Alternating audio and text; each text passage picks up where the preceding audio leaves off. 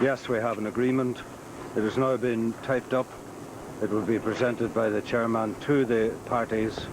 They'll make their deliberations, and I have no doubt somewhere around midday that it will be made public. But it wasn't that simple. Sinn Féin were still mulling it over. The first indication that they would sign a deal came when Gerry Adams prepared a cautious press statement. They'd agreed to an assembly and got what they wanted on prisoners and guns. But in typical Republican fashion, they still didn't declare their hand. Sinn Féin continues to be opposed to an assembly. Nevertheless, many of the checks, balances and safeguards which we argued for during the negotiations have now been secured. So does this mean you're looking towards signing up? We're not taking any questions at this time. It's a critical stage. We'll get back into the negotiations. After snatching some sleep, David Trimble was woken and told to get back. Trouble was brewing in the Unionist camp. I went down to the Stormont Hotel thinking that it was all pretty well cut and dried.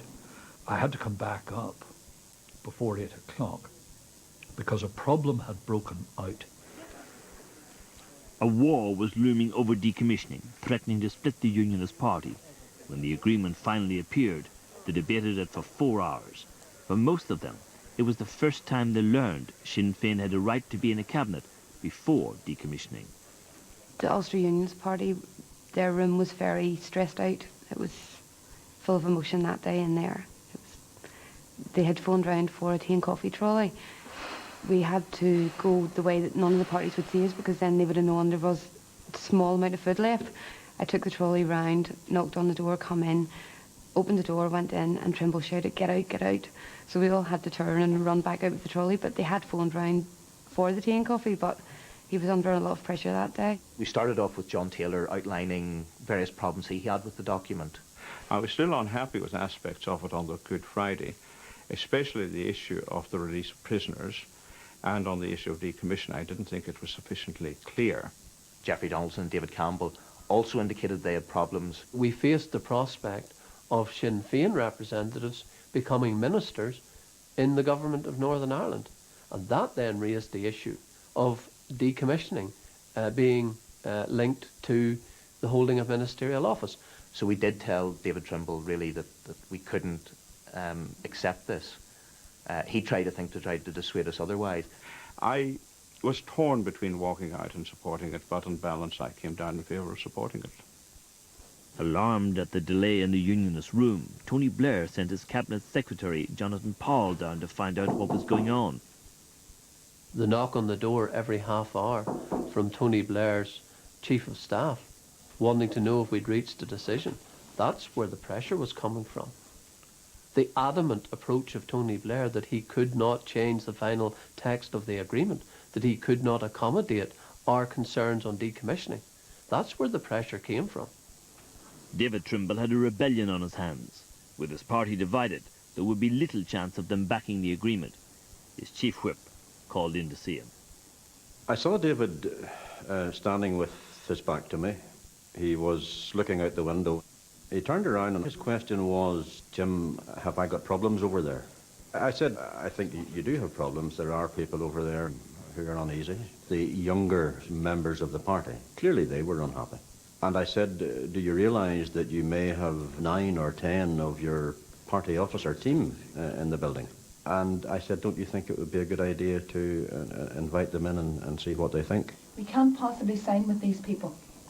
So David Trimble bypassed the problem by calling a second meeting well away from the young negotiators, including the baby barristers. Now he turned to the old guard. In the middle of this discussion, the telephone rang, and it was the president, it was Clinton. I did find myself speaking to the president. And I said, "We've got a problem." Told him what the problem is. I said, "There is a solution." David Trimble's solution was to ask the Prime Minister to write a letter of reassurance. The Unionist problem was that the agreement, as worded, didn't link decommissioning and holding ministerial office. As the afternoon wore on, the other parties watched as the Unionist leader repeatedly ran to the top floor to talk to Tony Blair. Of course, the Alliance Party were going berserk because we were taking so long in reaching our agreement, and they were running up and down the corridors for a few hours, getting quite a bad temper.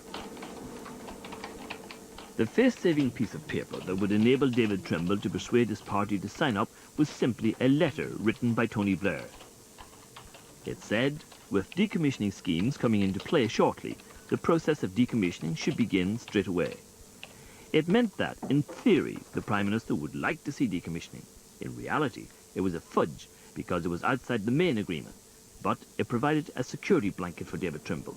Until we got the assurances down from the Prime Minister and were able to look at that, think about it, then we weren't going to have an agreement. And without those assurances, there wouldn't have been an agreement. The deal has taken shape here at Stormont. The political agreement seemingly so close now you can almost touch it. Suddenly it was all over. And then the whole room broke into rapturous applause.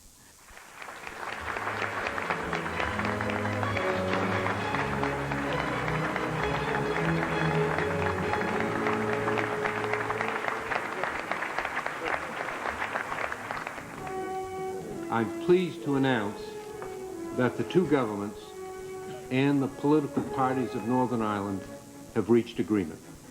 Thank you, Senator. I have given birth to 2 children and I know what that's like. And this was the most incredible process. It was actually much, much more emotional than that. We were told to come up to the room, so we stood in the room while he signed the agreement and things. It was a fantastic feeling. It was really emotional. It was very good.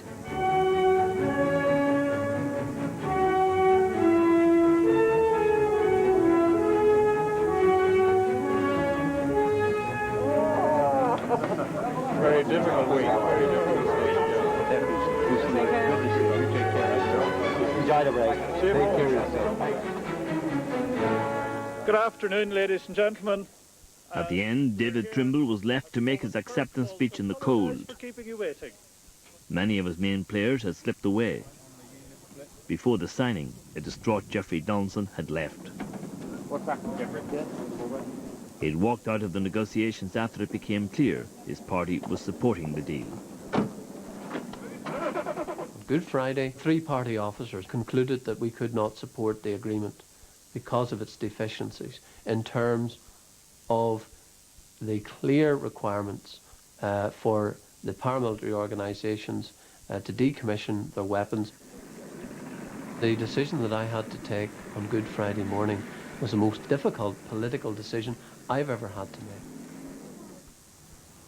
Peter Weir and the other so-called baby barristers abandoned their leader at the last minute. I suppose my overwhelming feeling was one of sadness. Did you like anything at all about the Good Friday Agreement? Very nicely typed. Decommissioning is still the major issue. It is unresolved. Why is it unresolved today? Because it wasn't resolved on Good Friday. It was fudged. And now we are living with the consequence of that. Either it works, in which case we're fine, or if it doesn't work, and if the Prime Minister's guarantee turns out to be worthless, that's a reflection on him, not me. If you had been the leader of the Ulster Unionist Party on Good Friday, would you have signed that deal?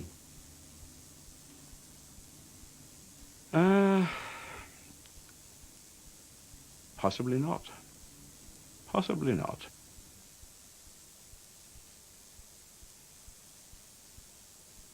Dispatches at 5 to 3 investigate different perspectives of the crisis in Kosovo, and that's in a change to the advertised programme.